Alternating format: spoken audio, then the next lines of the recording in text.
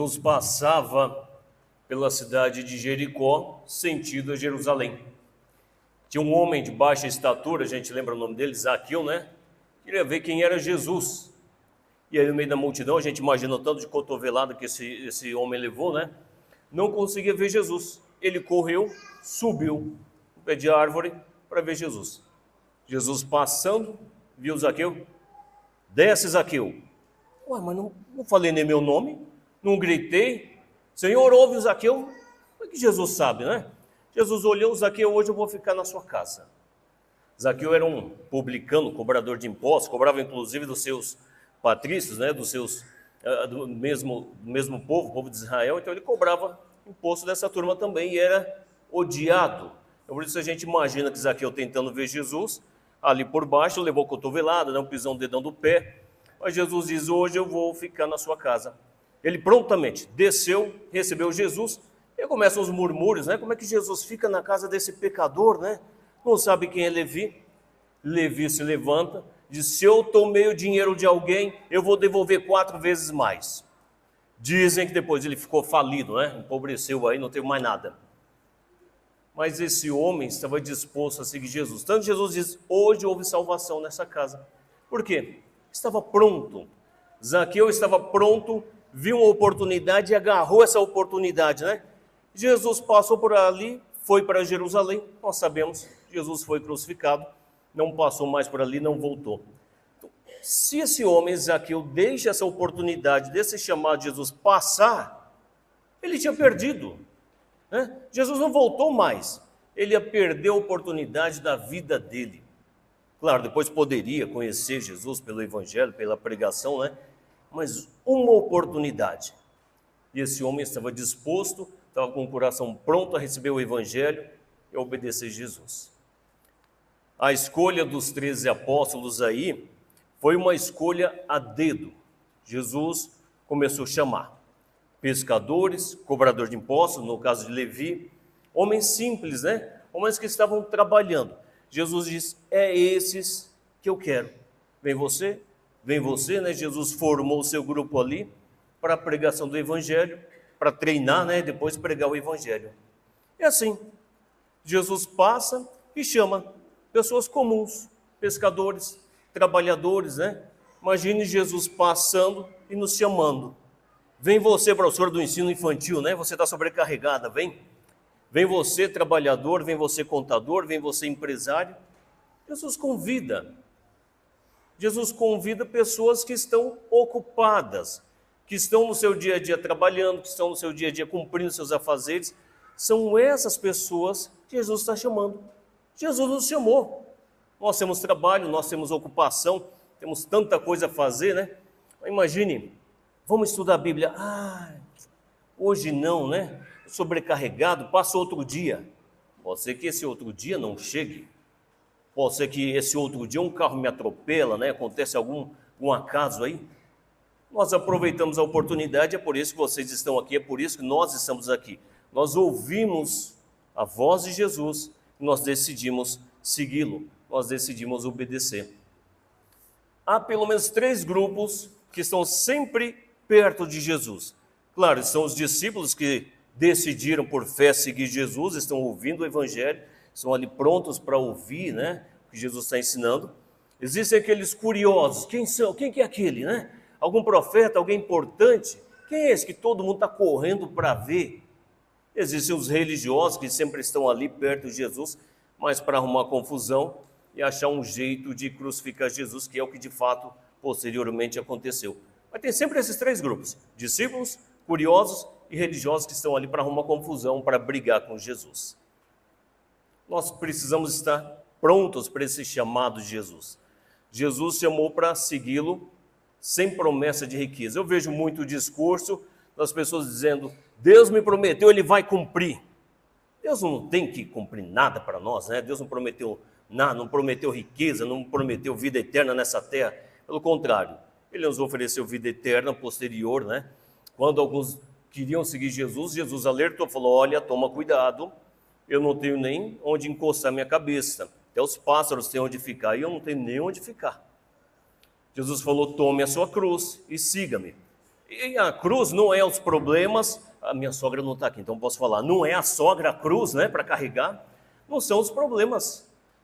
Quando a gente vê um homem carregando seu madeiro e indo para ser crucificado, o que as pessoas olham e veem? Falam, puxa, esse está morto, esse morreu. Quando Jesus tomou seu madeiro, cruzou a cidade, as pessoas olharam e viram, esse é um homem morto, ele está indo para ser crucificado. Quando Jesus diz, tome a sua cruz e siga-me, adivinha o que nós temos que fazer? Nós estamos matando o nosso eu, nós estamos morrendo para a nossa própria vontade. Nós estamos dizendo, Jesus, eu quero segui-lo, eu quero fazer a sua vontade. Então a minha vontade já não interessa mais. Eu tenho que estar disposto a servir a Jesus, disposto a obedecer e atender esse chamado. Jesus passa e nos convida, siga-me. Tem pessoas prontas. Os irmãos largaram as redes, largaram tudo e foram após Jesus. Levi largou ali, né, o ponto dele de coleta de impostos e disse, eu vou seguir após Jesus.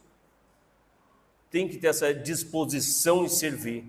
Tem que ter essa disposição em dizer, Jesus, eu quero estar com o Senhor. Dois pontos que eu quero discutir com vocês. Nessa leitura do João, lá no versículo 14, ele diz, escolheu 13, designando os apóstolos, para que estivessem com ele. É preciso estar com Jesus.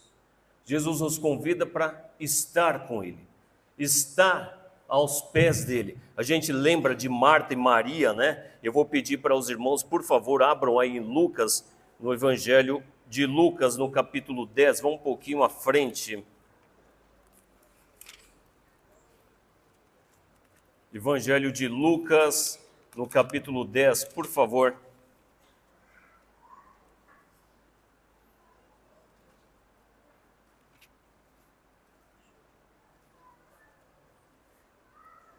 Dez, 38, Lucas capítulo 10, versículo 38, por favor. Diz assim, caminhando Jesus e os seus discípulos chegaram a um povoado onde certamente mulher chamada Marta o recebeu em sua casa. Maria, sua irmã, ficou sentada aos pés do Senhor, ouvindo a sua palavra. Marta, porém, estava ocupada com muito serviço e, aproximando-se dele, perguntou, Senhor, não te importas que minha irmã tenha me deixado sozinha com o serviço? Dize-lhe que me ajude. Respondeu o Senhor, Marta, Marta, você está ocupada, inquieta com muitas coisas, todavia apenas uma é necessária. Maria escolheu a boa parte e essa não lhe será tirada. Uma irmã estava ocupada, afinal, tinha recebido Jesus, e não só Jesus, né, todos os seus discípulos, aquelas pessoas que estavam com Jesus, e ela trabalhando, fazendo todo a fazer, cozinhando, lavando louça, arrumando, né, para que tudo ficasse perfeita. E aí ela acha ruim, fala, puxa, pede para minha irmã vir ajudar. E Jesus diz, não, a sua irmã escolheu a boa parte. Maria escolheu a boa parte. Nesse chamado de Jesus, é necessário escolhermos a boa parte. É necessário escolhermos estar aos pés de Jesus. Definir prioridades. Vocês estão aqui hoje porque vocês definiram prioridade. Nós definimos que é importante, nossa prioridade é estar no culto ao Senhor. É isso que temos que fazer. Definir nossas prioridades. O que é prioridade? Os meus afazeres ou estar louvando ao Senhor, estar no culto? O que é prioridade? Eu trabalhar feito um maluco, ganhar dinheiro? Ou eu servir ao Senhor? Participar de um estudo bíblico, evangelizar, visitar, né? Então, defina o que é prioridade na sua vida. Estar com Jesus é também definir as prioridades na nossa vida. Jesus chamou os 13, primeiro, para estar com Ele, para serem transformados. Esses homens, a gente vê que ao longo do ministério, eles têm altos e baixos. Uma hora estão dizendo, Senhor, vamos até o fim. Não vamos negar o Senhor. No outro, tem medo de uma serva, né? Cada um foge para um canto. Então, assim, a vida dos apóstolos é altos e baixos. Jesus os chama para que eles sejam transformados, para que nesse contato de Jesus, eles possam se fortalecer em conhecimento, se fortalecer no Evangelho. Precisamos fazer isso. Precisamos estar aos pés de Jesus para que nós sejamos transformados. Nós fomos chamados pelo Evangelho numa vida sem Cristo, cheia de pecado, cheia de coisa errada. Quando somos chamados para vir a Jesus e aceitarmos esse convite, você tem que estar disposto a ser transformado pelo Evangelho, por esse chamado de Cristo. Nós temos que ser transformados. Tem que ter esse coração disposto, né? É necessário criar raízes em Jesus, para que, vindo as dificuldades, vindo as tempestades, nós não vamos cair, não vamos desistir da fé. Fortaleça-se em Cristo. Aproveite as oportunidades de estudo, de visita, de comunhão, para se fortalecer. Aproveite, né, as oportunidades de se envolver no trabalho. Aceite responsabilidades. Na igreja é assim, tem um monte de trabalho, nós somos chamados, olha, eu estou precisando de ajuda, você pode me ajudar? Ih, rapaz, hoje não, passa amanhã, né? Mês que vem, quem sabe? Então aceite responsabilidades. Assim você vai se fortalecer, você vai crescer, você vai criar raízes em Jesus. O chamado de Jesus exige obediência, exige aceitação imediata. No Evangelho de Marcos, então vou pedir para vocês voltarem um pouquinho, no Evangelho de Marcos, no capítulo 3, Evangelho de Marcos 3:13. Jesus subiu a um monte e chamou a si aqueles que ele quis, os quais vieram para junto dele. Esse chamado tem que ser imediato, tem que ser uma obediência imediata, né? A gente vê quando Jesus chama os irmãos, estão pescando, eles largam tudo e vão após Jesus. Jesus nos chama e nossa obediência tem que ser de imediato. Eu estou pronto, vamos. E esse imediatismo é uma urgência, né? É um chamado de urgência. O Evangelho é uma mensagem de urgência, de arrependimento e de mudança de vida. Tem que ter disposição em mudar. Não posso vir para Cristo e continuar com os mesmos pecados, com os mesmos vícios. Não posso continuar da forma como fui chamado. Eu tenho que deixar o Espírito Santo agir e mudar minha vida de dentro para fora. Esteja disposto a mudar. Esteja disposto a entregar-se a Cristo em um coração convertido, coração e mente, né, renovados. O lavar regenerador é um lavar em que deixa o pecado, deixa o velho homem nas águas e ressurge uma nova pessoa. Precisamos estar dispostos a mudar. Não dá para continuar da mesma forma a qual fomos chamados.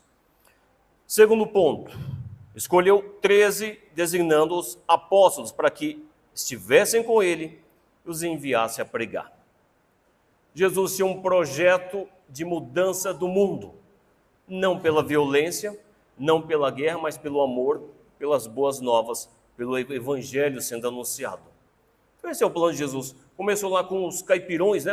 Jesus, chama os guerreiros, chama aqueles que já estão prontos, né? Esses homens vão com o Senhor até o fim, vão guerrear, vão empunhar a espada.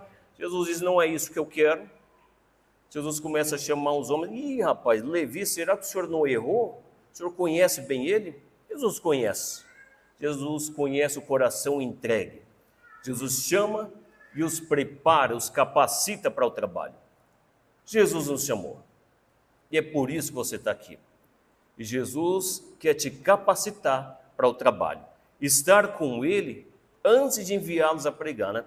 Gosto de ver o João converteu-se há pouco, o César converteu-se há pouco, eles estão assim, dispostos a trabalhar, estão assumindo responsabilidades, estão à frente, dizendo, eu quero trabalhar, eu quero servir. É isso que precisa estar com Jesus, ser preparado para o quê? Para trabalhar. Jesus não chamou aqueles que estavam de folgas naquele dia, você está parado sem fazer nada, vem após mim, eu vou te preparar. Não, Jesus nos chamou, estando nós em nosso trabalho, estando nós nos nossos afazeres. Se aceitamos, não é para descanso, é para trabalho, é para servir. Eu gosto de ver o César, a família está indo para Bauru, né, César? Estão indo para Bauru, e o César dizendo, eu estou indo para ajudar no trabalho, estou indo para pregar o Evangelho. É isso que precisamos. Rosenberg e a Guerra foram embora, a família foi embora, para Lagoa Santa, Minas Gerais, e lá chegou então a Igreja de Cristo. Para onde é que nós vamos? Para onde é que nós formos chamados? Nós temos que estar dispostos a servir e pregar o Evangelho. Jesus veio e anunciou as boas novas, e essas boas novas chegou até nós. Nós nos convertemos em Cristo. Então, precisamos levar para outros. Jesus fez, os discípulos vão fazer. É um chamado para o trabalho, não é um chamado para o descanso. Nós viemos trazer esperança e salvação para a humanidade. Nós vivemos num momento em que fazer o certo parece que é errado. Nós vemos isso já, esse tipo de influência nas escolas, com as crianças, na faculdade, na sociedade. Então, havendo uma mudança brusca e ruim. Mas nós temos a mensagem do Evangelho para a transformação do mundo. As pessoas estão normalizando tudo que é errado. Não, está certo, cada um escolhe o que quer. Não. Nós temos a mensagem da salvação, nós temos a mensagem da esperança para um mundo que está se corrompendo. Jesus chamou você para que você pregue o Evangelho, para que você traga mudança positiva para essa sociedade. Então nós temos essa responsabilidade em continuar a pregação do Evangelho, continuar a mensagem que Jesus nos trouxe. Vamos pregar o Evangelho.